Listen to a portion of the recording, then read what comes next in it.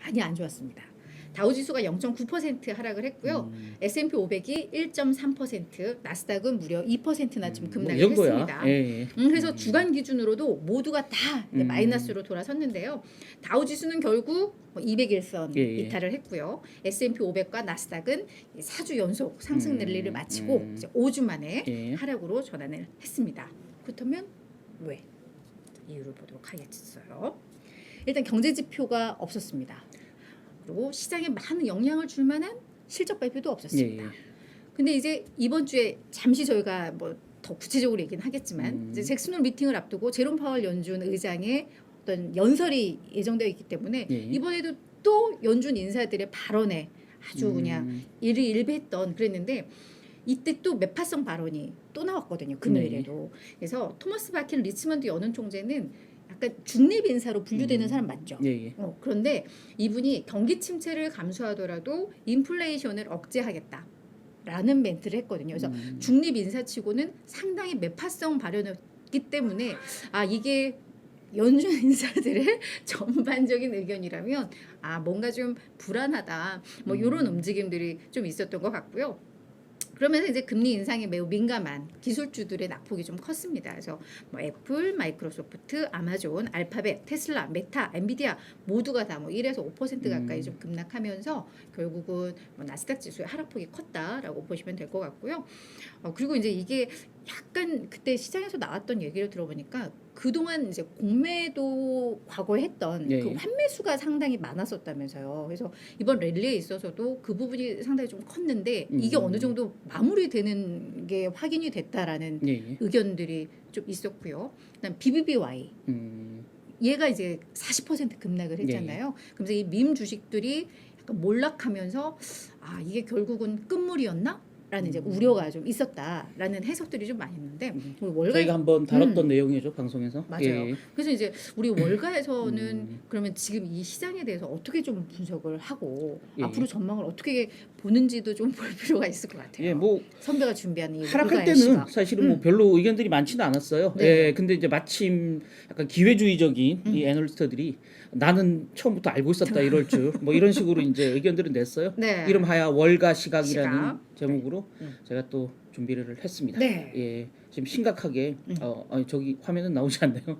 예, 심각하게 모니터를 들여다보고 있는 단말기를 들여다보고 있는 트레이더의 모습인데요. 네. 고민의 깊이가 좀 커지지 않을까라는 거고요. 그래서 이제 요거는 이제 의견보다는 네. 몇몇 이제 그 분석 기관에서 내놓은 데이터예요. 그래서 9월을 어떻게 맞이할까? 그래서 저희가 이 방송에서 여러 차례 얘기했지만 S&P 500 지수를 월 단위로 수익률을 산출해 보면 역대 9월이 가장 좋지 않았다라는 거고요. 그래서 지금 최근의 흐름이 올해와 가장 비슷한 해를 1962년, 1970년 이렇게 두 해를 지금 올해 그 지금까지 수익률이랑 겹쳐서 그려놨어요. S&P 500 지수를. 그래서 보면 잘 안 보이는데 하늘색으로 돼 있는 게 제가 좀 확대해 볼게요. 네. 예. 잘 보이나요? 좋아요. 예. 하늘색으로 파란색으로 표시된 게 1962년도의 S&P 500 지수 흐름이고요. 오렌지색이 1970년, 회색이 올해입니다. 비슷한 흐름으로 비슷해요. 가고 예, 있죠. 예. 예, 가고 있는데 9월이 어떨까? 그래서 요 차이점은 뭐냐면 파란색. 그러니까 9월을 앞두고 6, 7, 8월에 상승세가 컸던 해는 하락세로 돌아선 모습이고요. 또 상대적으로 덜 올랐던 그 1970년에는 그 9월에 좀 내일 흐름 자체가 좋았다 이런 겁니다. 그래서 어떤 방향을 따라갈지 좀 관심을 끈다 뭐 이런 측면에서 지금 그 분석을 해놨고요. 네. 이렇게 세계 연도를 비교해 보면 그 해 들어서 8월까지 수익률 보면 62년도 마이너스 17%, 70년도에 마이너스 11%, 올해 이제 마이너스 10%거든요.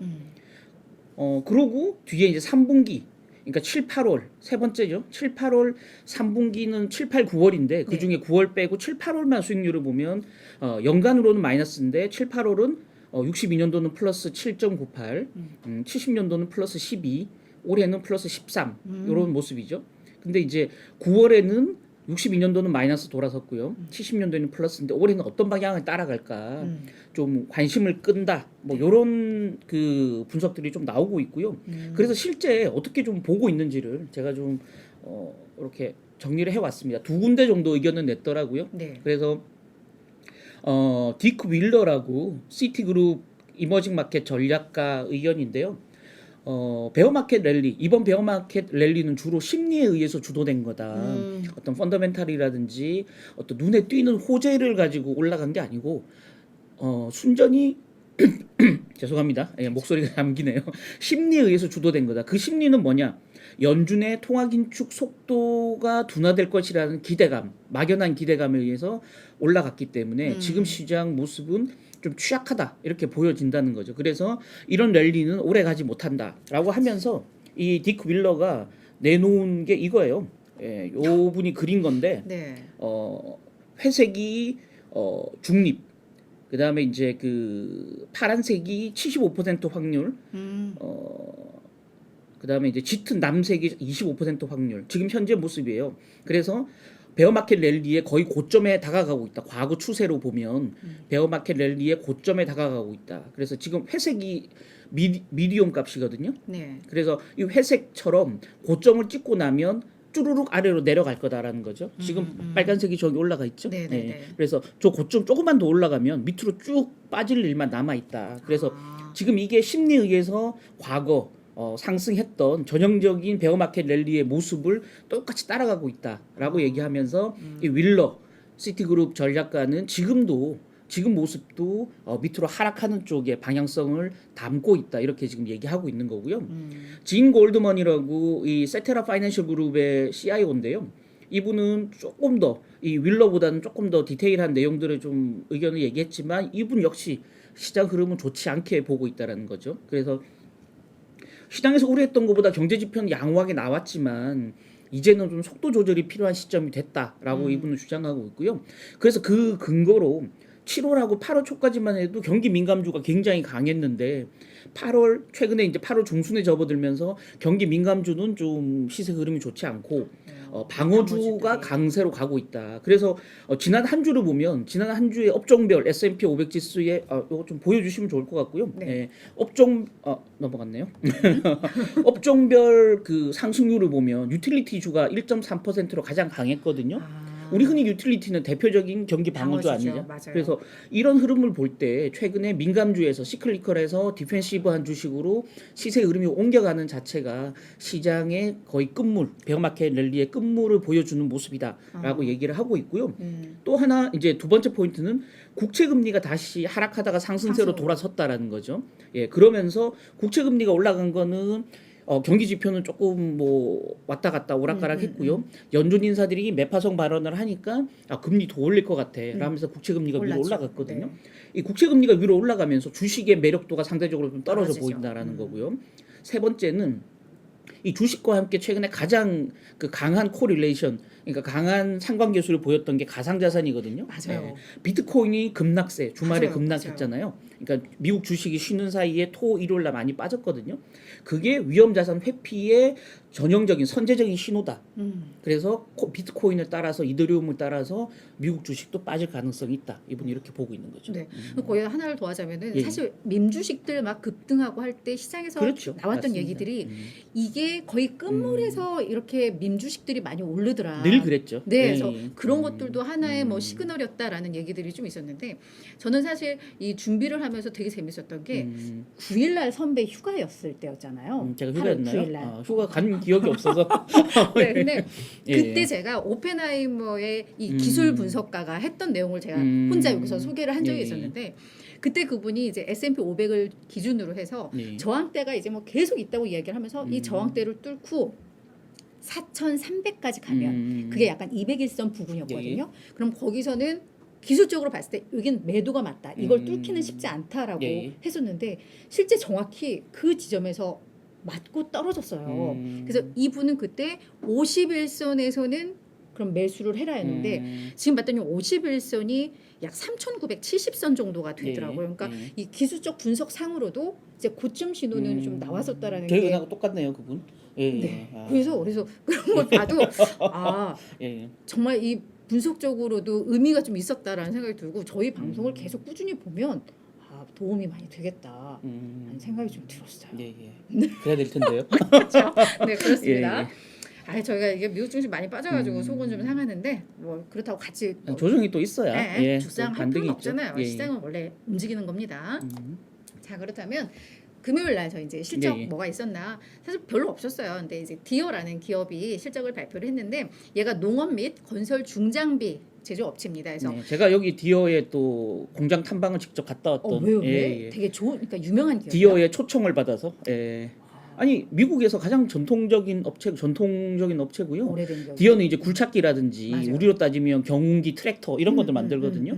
근데 그거 이제 최근에 이제 전기로 움직이는 그런 오. 농기계들을 만들어요. 그래서 네. 제가 이제 현장에 직접 이제 공장을 탐방했던 기억이 어. 특파원 때. 네. 예, 예. 그 존디어라는 이 브랜드로 나오는 예, 맞습니다. 사슴 네. 모양이죠. 맞아요. 사슴 예, 녹색 예. 사슴으로 나온 맞습니다. 그 예, 브랜드로 유명한 굉장히 데가 큰 업체입니다. 디어예요. 예, 예. 디어인데 맞아요. 예. 시총도 꽤 예. 크더라고요. 어휴. 근데 예, 이게 이번에 이제 제가 2분기 실적이라고 했는데 디어의 회계연도 기준으로는 이제 3분기였거든요. 예, 그렇죠. 근데 이제 매출액이라던가 주당 순이익이 그러니까 매출액은 시장 전망치를 웃돌았는데 주당 순이익이 사실 밑돌았어요. 그리고 얘네가 그 앞으로의 가이던스를 예, 예. 좀 낮췄어요. 상단을 예, 예. 드셔도 돼요. 아, 술 아닙니다. 물입니다. 네, 순이익의 이 전망치가 이게 밴드를 하고였는데 예, 예. 이 상단을 약간 2억 달러 정도 하향 조정을 했어요. 그래서 예. 얘가 원래 개장 전에 실적 매표를 했는데 개장 전 시간에 거래해서 얘가 거의 7에서 8% 급락을 했었거든요. 예, 예. 그래서 와 아무리 뭐 그랬다 해도 이렇게 안 좋을 수가 있나. 그러니까 결국은 비용 부담이 늘고 뭐 이런 네. 게 이제 순이익 하향 조정의 이유였는데 근데 사실 실적을 까보면 그렇게 나쁘지도 않았어요. 매출액이나 순이익이 단순 뭐 시장의 전망치와 뭐 이것도 있지만 다 전년 대비해서는 꽤 큰 폭의 또 증가세를 예, 예. 기록을 했고 제품 가격 인상으로 어느 정도 비용을 또 전가하기도 했고 뭐 이런 흐름이 있었는데 7, 8% 급락이라서 아 좀 과한 느낌이 좀 난다라는 생각이 들었는데 네. 시장 흐름하고 좀 연결된 거 아니었을까요? 그것도 영향이 예, 있었던 예. 것 같아요. 시장 심리. 근데 막상 개장을 하고 예. 나니까 아유 플러스 돌아섰네요. 네, 뭐 예. 마이너스 또 한 2.5에서 4% 하다가 장 막판에는 결국 플러스로 전환을 해서 예, 좀 예. 마감을 했습니다. 이런 실적 내용이 있었다라는 점 네. 말씀을 드리고요.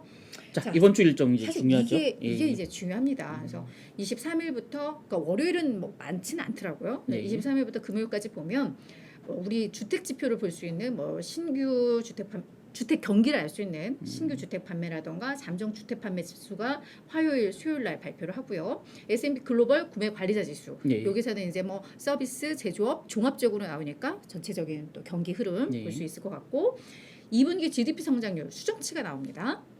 목요일 날. 예, 예. 이게 우리 지난번에 잠정치에서 마이너스 0.9가 나왔었잖아요. 예, 그렇죠. 근데 요게 아마 지금 수정치는 하락폭이 조금 줄었을 거야 정도 좀 예상이 나오는데 요것도 큰 영향 없을 것 네, 같아요. 이것도 예. 뭐 그냥 쏘쏘일 것 같고요. 사실 이제 이 금요일 날 그러네요. 이번 한 금요일. 주는 이겁니다. 뭐 개인 소비 지출 이것도 연준에서 매우 주목하는 지표이기 때문에 잘 보셔야 되는데 이 잭슨홀 심포지엄 예, 예. 여기서 또 우리 제롬 파월 연설이 있는데 잭슨홀 심포지엄이 주요 국가들의 중앙은행 총재들의 뭐 미팅 예, 예. 회의인데 여기서 목금토 이렇게 열리죠. 네 예. 목금토인데 왜 이제 금요일로 했냐면 이때 이제 제롬 파월 예, 예. 연설이 맞습니다. 있는데 예. 이분이 뭐 미국 경제라던가 세계 경제에 대한 이야기 그리고 어떤 금융 정책에 대한 방향성을 얘기할 수 있기 때문에 이때 이제 주목을 많이 하고 있는 것 같은데 예, 예. 시장에서는 아마 이날 매파성 발언이 좀 나오지 않겠느냐라는 우려가 좀 있는 것 같아요. 그렇죠. 뭐 아까도 뭐 그 우리 유프로 소개해 주셨지만 최근에 이제 그 시장 심리가 네. 조금 연준이 금리 인상 속도를 늦출 거야라는 기대감이 커지고 있으니까 그래서 제가 방송에서도 몇 차례 말씀드렸지만 네. 각국 중앙은행은 항상 시장 기대 심리를 균형을 맞추는 일을 하거든요. 네, 그래서 네. 한쪽으로 방향이 쏠리지 않도록 하기 때문에 매파성 인사들이 많이 등장하고 매파성 발언이 많이 나왔다는 말은 그만큼 시장 내에 금리 인상 속도를 늦출 거야라는 기대감이 컸다라는 반증이고요. 그걸 바로 잡기 위해서 더 강하게 얘기했을 가능성이 사실은 있습니다. 그래서 그런 어떤 연결선상에서 보면 제롬 파월 역시도 조금 뭐 매파적인 발언을 좀 내놓을 가능성이 있지 않겠나라는 생각이 들고요. 네네. 네, 그래서 잭슨홀 미팅 제가 차트 하나 좀 준비해 왔는데 그래서 이 사실은 여기 좀 보이지 않는데 요것도 제가 좀 확대해 볼게요. 예, 의미가 있을 것 같아서 제가 요걸 찾아서 왔는데 이게 뭐냐면 네. 잭슨홀 미팅 열리고요. 그 이후 30일까지 S&P 500 지수 동향입니다. S&P 500 지수가 잭슨홀 미팅 열리고 그 다음에 어떻게 변했는지. 연도별이구나. 예. 아, 그렇죠. 예. 네. 그래서 보시면 초록색 맨 위에 있는 거 네네. 이게 여기 보시면 2010년이거든요. 이때가 뭐냐면 연준이 글로벌 금융위기 이후에 양적 완화를 한번 했잖아요. 네네. 그래서 시장이 좀 올라갔어요. 양적 완화가 이제 거의 끝나가는 무렵이었거든요. 네. 야, 이 시장이 어떻게 해? 이때 잭슨홀 미팅에서 버냉키가 2차 양적 완화 또 할 거야. 이걸 최초로 발표한 거예요. 아. 미친 듯이 30일 내내 주가가 막 미친 듯이 올라갔죠. 이 잭슨홀 미팅의 힘을 보여주는 거고요. 그다음에 여기 보시면 파란색이 맨 아래. 2008년입니다. 네. 2008년도는 그 사실은 그 글로벌 금융위기가 이제 터지고 좀 좋지 않은 상황이었고요. 이때만 해도 사실은 연준이 공격적인 어떤 그 양적 완화의 내용을 잭슨홀 미팅에서 발표할 거라고 했는데 구체적인 내용이 안 나왔어요. 실망감. 시장은 아래로 미친 듯이 빠졌죠. 예. 그래서 대부분 이제 가운데는 있어요. 이게 점선이 이제 그 평균점이거든요. 평균점. 결국은 연도별로 보면 평균점이 회귀하지만 어떤 발언이 나오느냐에 따라서 또 시장이 기대하는 기대치가 어떠냐에 따라서 위로도 아래로도 확 변동성이 커질 수 있는 네. 어떤 중대한 이벤트다라는 점을 이 차트가 보여주는 거고요. 네. 그래서 본다면 그 핌코인가요? 거기 전략가는 이런 얘기를 하더라고요. 그 내용을 제가 여기 약간 적어왔는데 네. 아니 지금 파월 입장에서는 사실 시장이 제일 궁금해하는 건 두 가지야. 앞으로 인플레가 어떻게 될지에 대한 얘기. 그 다음에는 중립금리. 그러니까 우리가 한계 상황, 인플레를 야기하지도 않고 인플레를 밑으로 낮추지도 않는 딱 균형점의 금리가 몇 %냐. 그래서 언제까지 올릴 거냐죠.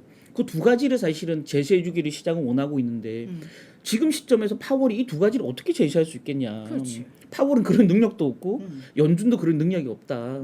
그렇다면 그러니까 원론적으로 인플레이션 대응을 하겠다라는 발언을 강하게 내놓는 것밖에는 사실은 구체적으로 할 수 있는 얘기가 별로 없다라는 거죠. 예. 요건 제 얘기가 아니고요. 이 핑코의 그 CIO 얘기인데요. 네. 요런 얘기를 하면서 좀 필연적으로 잭슨홀 미팅에서의 파월 발언은 좀 매파적일 수밖에 없다. 그렇지. 라는 거고요. 네. 그래서 그게 이제 금요일 오전 10시에 연설이 네. 있는데요. 아마 그날 뉴욕 증시는 좀 하락하고 그 다음 주에 한국 증시나 아시아 증시도 좀 하락적으로 영향을 받지 않을까. 다만 뭐 그런 얘기가 없고 좀 밍밍한 얘기들 하나만 뭐 그런 하는 얘기들만 얘기. 한다면 사실 시장은 별 영향이 없을 수도 없을 있다. 예. 네.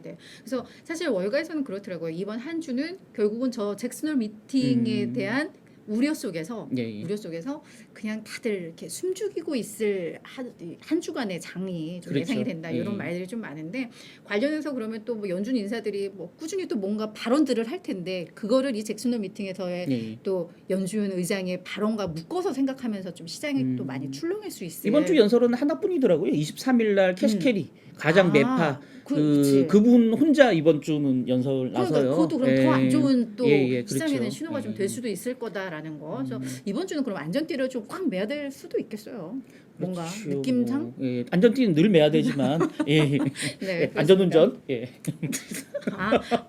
시장 말고 예. 평상시 안전벨트. 예. 자 그렇습니다. 그래서 이번 주에서는 조요 지표들이 많고 그 중에서도 특히 이 잭슨홀 미팅에서의 제롬 파월의 연설이 핵심이다.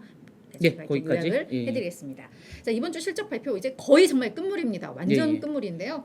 23일 날 인투이트와 메드트로닉 얘네가 좀 발표를 하는데 얘네가 우리는 잘 모르는데 얘네가 시총 비중이 꽤 큰 애들이에요. 그래서 요 기업들이 있고 23일 엄청 중요한 실적 발표가 있죠. 23일? 메이시스. 미국 최대 백화점 메이시스 그래요? 발표 있죠. 나는 메이시스랑 몰라서. 노드스트롬 두 개가 발표하거든요. 23일 네네. 날. 제 기억이 맞아요. 어제 제가 일정 기사를 썼는데 네. 그 두 개가 미국에서 가장 큰 백화점들이에요. 예, 그래서 그게 그 금요일 날 있는 아까 그 개인 소비 지출 발표 있잖아요. 네네네. 그다음에 미시건대 소비자 신뢰 지수하고 맞물려서 연결이니까. 소비 경기를 좌우하는 핵심적인 지표가 될 거다라는 거고요. 목요일 날 저기 달러 제너럴이나 달러 트리는 저가 할인 맞아요. 할인점들. 매장이잖아요. 우리 왜 다이소 같은 그렇죠. 애들. 전날 또 갭도 실적 발표를 해요. 예. 갭이랑 그다음에는 뭐 의류회사. 아웃피터스인가 뭐 하여튼 그 두 개 다 또 이제 의류 소매업체로서는 가장 잘 나가는 그리고 또 저가의 제품들을 맞아요. 파는데 그거 묶어서 이번 주는 소비 경기, 소비 경기를 또 할수 향후 소비 있는. 경기 전망을 볼 수 있는 가장 핵심적인 지표다 이렇게 근데 봐야 그 될 것 같아요. 백화점은 조금 걱정된다. 지금 예. 계속 그쪽은 매출이 안 좋다라는 그렇죠. 얘기들이 나오는데 예. 실제 그러면 이 고소득층이 주머니를 닫고 있다라는 게 확인이 되기 그렇죠. 때문에 이것도 관전 포인트일 것 같고요. 그리고 실적에 있어서는 24일 엔비디아가 사실은 또 핵심이라고 맞아요. 볼 수가 엔비디아. 있겠죠. 얘네가 네. 지들이 앞서서 실적을 미리 경고를 하고 나섰기 때문에 그렇죠. 예. 또 월마트처럼 엄살쟁이인 건지 예. 아니면 실제로 너무너무 안 좋은지 24일 엔비디아의 실적도 매우 중요하게 저희가 체크를 해야 된다라는 말씀 드려보도록 하겠습니다.